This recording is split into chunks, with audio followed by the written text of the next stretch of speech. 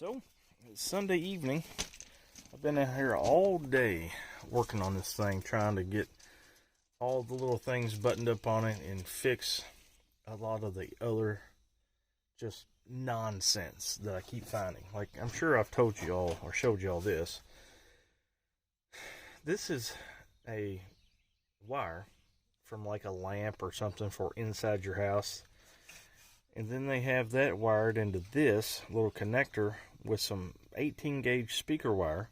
And then that's what they've got wired down here to this electric fan. That's one thing I have to tend to. I cut this right here, this cap for the coil off of the high boy because mine was just totally boogered up. You can see where they tried to solder that little bitty piece of wire, how it's all frayed. And they were running it like that. And then they've got this green wire. It goes, the Lord only knows. I took that off. I got this fixed, and I made some connectors. I didn't have any electrical tape to keep these from banging together, so I just took some fuel line. I cut it and put it around them, and like you say, zip ties. So hopefully that'll keep them from touching. And it'd be a lot better than nothing. And you come over to this side. I found out the alternator bracket has got the wrong alternator in it. So they were making that work, and it's only held in with one screw or one bolt, which is down here.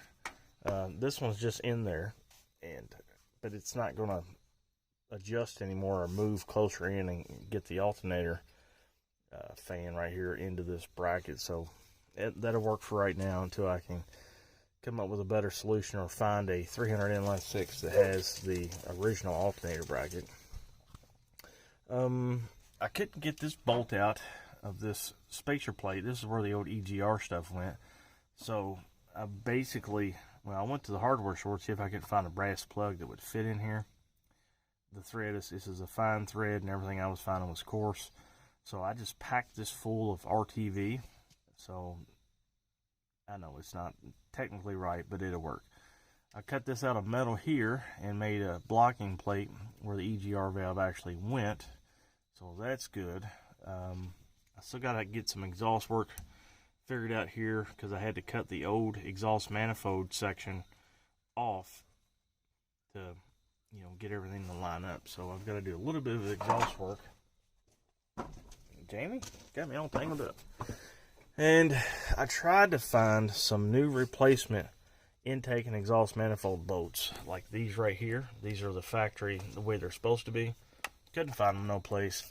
So I just doubled up on these, or tripled up on these washers. Then I went to the hardware store today and I found something kind of like this that would have worked totally. It drives me crazy. I always find what I need after I got everything all back together. Yeah, dumb.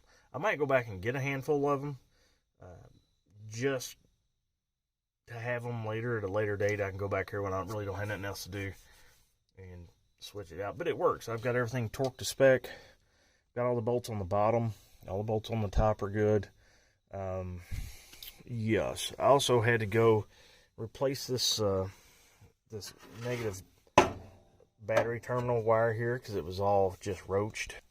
As you can see here, yeah, that's just the way it was, just hanging out in the wind. I mean, I just don't understand why people let stuff like this go, Not that it's that big of a deal, but it's still a deal, So, the only other thing that I've got to do is hook up a couple vacuum lines to the carburetor. I've got to try and find a parts truck with a 300 inline 6. There's a metal plate that bolts to the firewall that's part of the throttle cable mounting setup. I want to find that. And then there's another cable that goes over here, it bolts to the intake manifold. Move my step over. That I want to try to find. I had to grind off that one mounting hole, but that's okay. I can mount it on just one. That way the throttle cable will mount properly. It should mount something like this, to the carburetor. Shit, I hate being short, vertically challenged. So this goes like so. So what it is, I need to be able to anchor or bolt this cable to something. That way it stays in place. That way when you push the gas pedal, the wire inside moves, but the whole stupid cable don't move. And I try to, you know, MacGyver something. It kind of works, it kind of don't. It really looks like horse shit, but, you know, you make do with what you got at the time. Yeah, that's about it. And I found out why the serpentine belt was getting all boogered up, where they had this bolt mounted for the alternator. See this right here? There's another one right here, right next to it. And once you put the bolt in it, the bolt sticks out so far where it rubs on this belt. So I ground that down, and that fits decent now. But yeah, all I got to do is let that RTV dry up. I'll show you guys that. I don't know if you'll be able to see, but right up underneath here, it's packed full of RTV. And RTV is basically, it's a silicone. It's a gasket maker or whatnot. This stuff right here. Black adhesive sealant, silicone. And it will withstand, you know, a little bit of a temperature, stuff like that. So once that gets hard, I'll plug a battery into it and see how it runs. Hopefully it will idle if on one of these carburetors. Hopefully both of these carburetors aren't total crap. I gotta figure out where in the hell this plugged into. I think this was I think that is for the thermostat, for the water temperature sending unit, and I have no clue where that goes. I don't think I unhooked it from anything. So, oh, yeah, I did. Bam! Look, right there, I found it. Y'all help me find it. Well, it is Monday morning, and I must admit, I've done something I've never done before. But I kind of like it. So here I am thinking, it's like, cool, man, I just bought this nice, pretty new negative battery cable.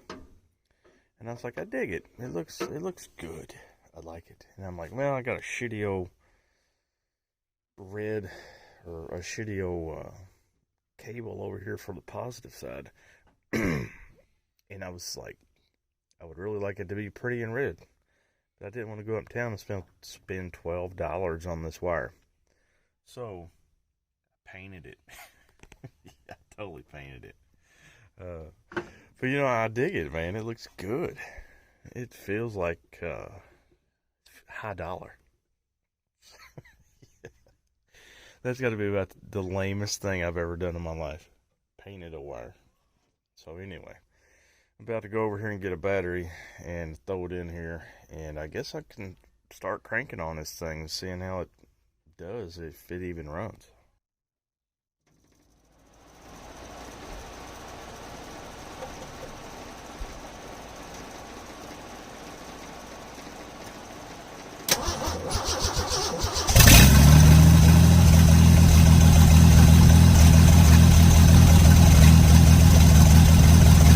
Wow, I'm not in the truck. It's running on its own. Loud as shit.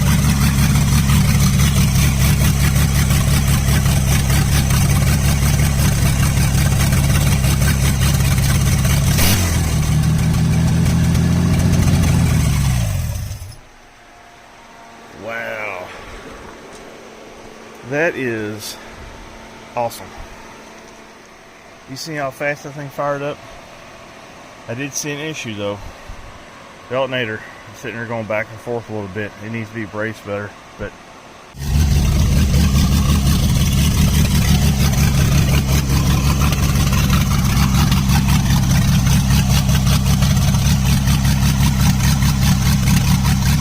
nice. First time this thing has run since 2021. I mean, actually run. So that is a win. And I got to thinking, you know what? This thing has an electric choke on it. So I think I'm going to wire that electric choke up. See how much better that makes you run, if it does. But yeah, this thing sounds like a race car. It's so loud. It's basically open headers, or open exhaust manifolds. So yeah, I'm pretty stoked. It's a win for a Monday. Another thing I'm going to do is take off the alternator and tighten these bolts down for this bracket, because I don't know if you've seen it, but that alternator was wobbling quite a bit.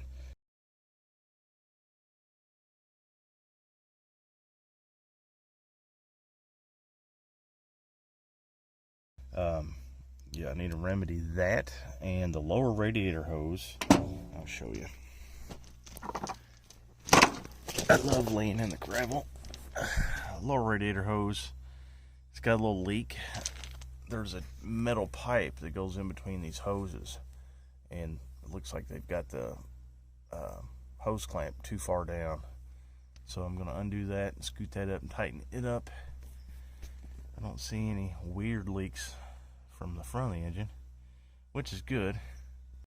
I was sitting here kind of looking and starting to take the alternator off to go back in here to fix the bracket. There's two bolts in the bottom, and this one exhaust manifold bolt is actually supposed to go through this bracket too. So I'm going to fix that. And I got to looking at the carburetor. You know, I didn't have a gasket on the carburetor right here. I don't know if you can see it, but see it right there? That thick gasket? It wasn't there. And I've got a little paper gasket down here, so I was like, I'm sure there was a vacuum leak there. So, glad I found that. Well, remember that alternator bracket that I've been screwing with? I thought I only had to trim a little bit. Well, yeah, I ended up having to trim bunches. I had to trim all this out to get the exhaust manifold to fit in here, because it kept hitting this, and this wouldn't bolt on properly, and that's why the alternator was crooked, and that's why the alternator had been cutting up belts. I thought it was that other bolt.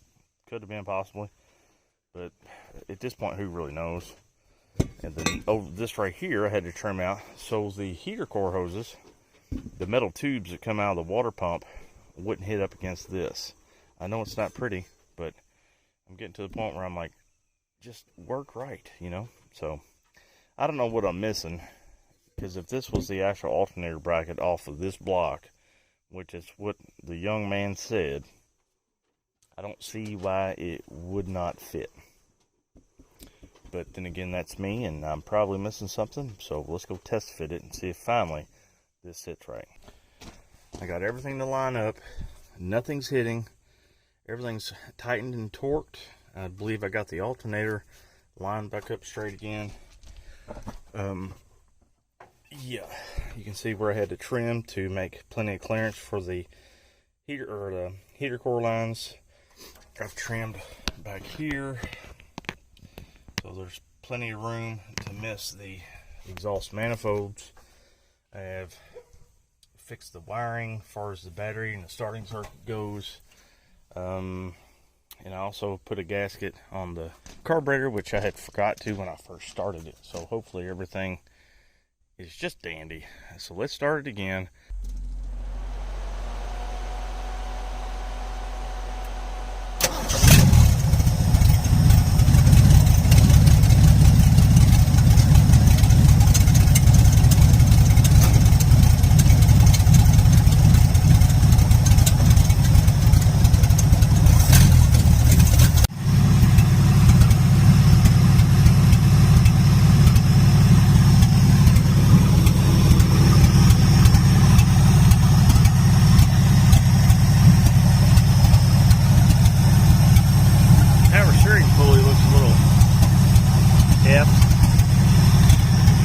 Got that wobble to it, so I'll have to maybe look into that, but right now it's not my main concern.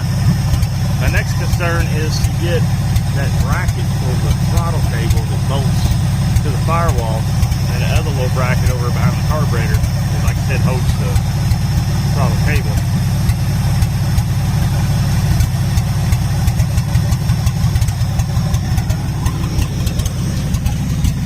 Maybe if it gets warmed up, it will smooth out a little bit. From what some people have told me and what I've read, that the 300 inline-6 is kind of cold natured, but once it warms up, it smooths out. So we'll see.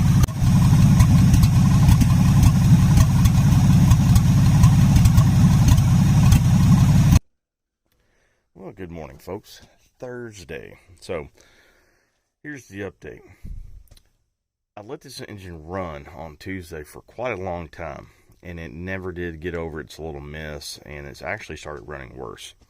Started noticing more black smoke coming out of the exhaust, and this is just a guess on my part. I think that electric fuel pump is overpressure or overfueling this 1-barrel carburetor.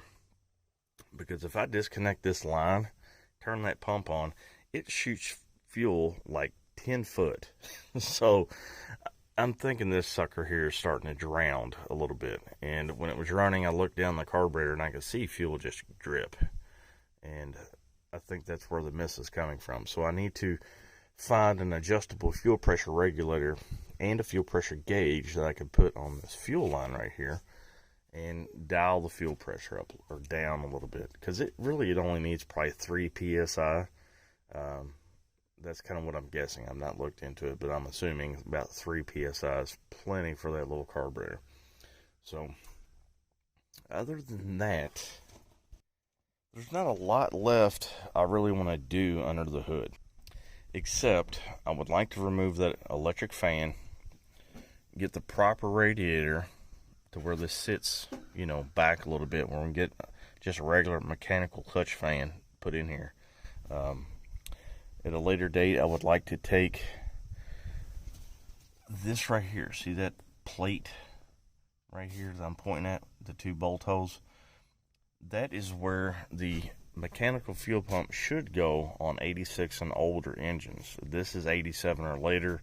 It was probably fuel injected at one point, reason the electric fuel pump. So I'm going to go buy a mechanical fuel pump and take that gasket and put it on that spot. Draw out where that armature goes from the mechanical fuel pump and drill out that hole and knock that casting out, because that cam should still have the lobe on it where the mechanical fuel pump will work. I want to get rid of this. I want this thing just to be strictly mechanical. I don't want no electricals in it at all if I can avoid it, because if I'm going to keep it and drive it, I want it to be simple and just mechanical. That's it. And if somebody buys it, then oh well. But if somebody does buy it, it's not going to be cheap. I promise you. I've had a lot of people hit me up wanting to buy the truck already. I've had it listed on Facebook Marketplace just as a test, just kind of judge the market. People don't leave me alone about it. So it may go at one point in time, because I like money, and money gives me freedom to do things and buy another vehicle and try to make more money on it. But if I don't sell it, then this old truck could be around for a hot minute, because I like it. But let's see, what else am I going to have to do? Oh, here's another thing I want to do is see this bracket here. I think this is where possibly there was an AC compressor bolted. I'm going to take that power steering pump off, take that bracket off, and cut this off. Like cut it probably, I don't know, right below the bolt holes, and get rid of all that extra bracketry. It's not needed, and it just kind of gums up the engine from getting in here and working on like the fuel pump and stuff like that. But like I said, that's not a necessity. Right now it's just getting this thing running a lot better, and then take her out for a drive. Let's see if this thing will stop and actually do shifting, you know what I mean? So anyways, hope y'all like this video, and I'll catch you in the next one.